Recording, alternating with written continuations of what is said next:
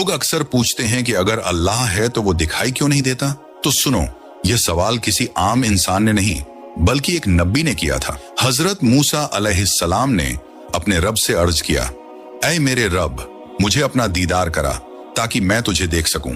अल्लाह ताला ने फरमाया, तू मुझे इस दुनिया में हरगिज नहीं देख सकता, लेकिन इस पहाड़ की तरफ देख, अगर ये अपनी जगह कायम रहा तो तू भी मुझे देख सकेगा। फिर अल्लाह ताला ने अपने जलाल का एक झलक उस पहाड़ पर डाली। आसमान से एक महीन किरण नूर की सुई की तरह धीरे धीरे पहाड़ पर उतरी। जैसे ही वो नूर पहाड़ से टकराया, पूरा पहाड़ चकनाचूर होकर राख बन गया।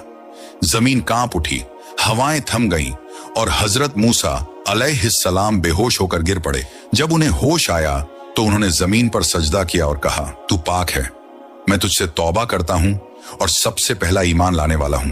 सोचो, जो पहाड़ अल्लाह के नूर को बर्दाश्त न